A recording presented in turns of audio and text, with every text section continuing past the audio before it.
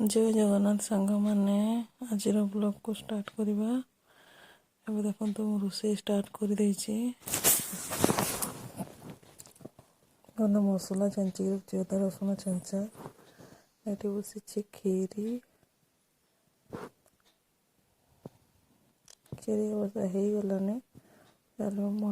छोला आलू कषा करवा तो तापाई प्याज भाजुचे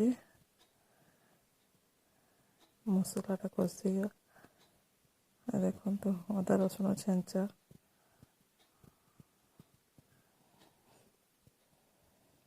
भल के नाड़ी दबा कषि दबा।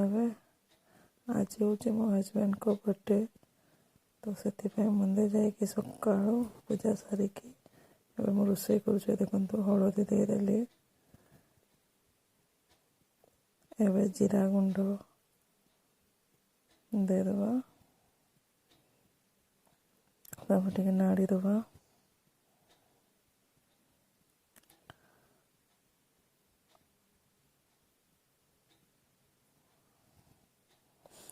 लंका गुंड देदबा भल के नाड़ी दबा। आप मो चैनल नुआ ताने सब्सक्राइब करनियंतु प्लीज सब्सक्राइब करंतु। देखो तो लुण देदेली मसलाटा भल के कषि नवा। देखो तो कमती तेल बाहरी गलानी मसला छाड़ी सारानी तेल एवं देदबा बिलाती। देखो तो पानी टिके दे देछि बिलाती को भल के कषि नेबी।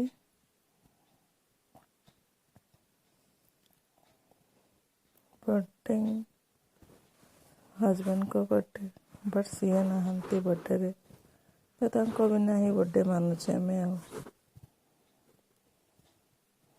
तो मसला है आसलानी।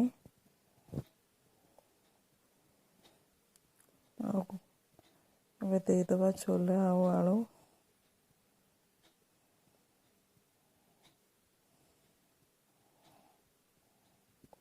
भल के कषि नवा। बर्थडे को भी हजबैंड को बिना बर्थडे मानवा आपण के मानी कि कमेंट रे जणाइबे।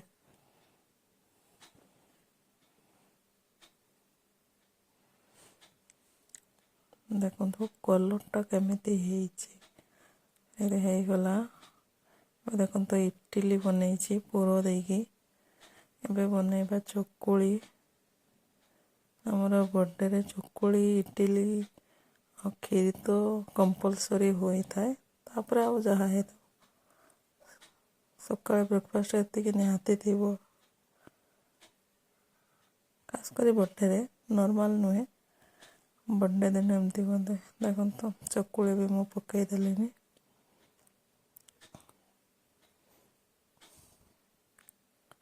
आपको कमेंट रे कहिबे आप बर्थडे दिन किए किए चकुली सब बनाते कौन कौन बनाते। देखो तो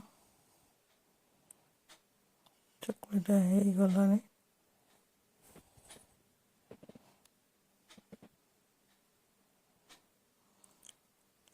देखो तो सासू को मो बाड़ी नहीं तरकारी सोला तरकारी इडली चकुली खीरीटा ए क्या हेनी। ए देखो तो सासू को दे देछि से फोन ले कथा होजंदे। आबे देखो तो मो झील केमती पिठा खाऊचे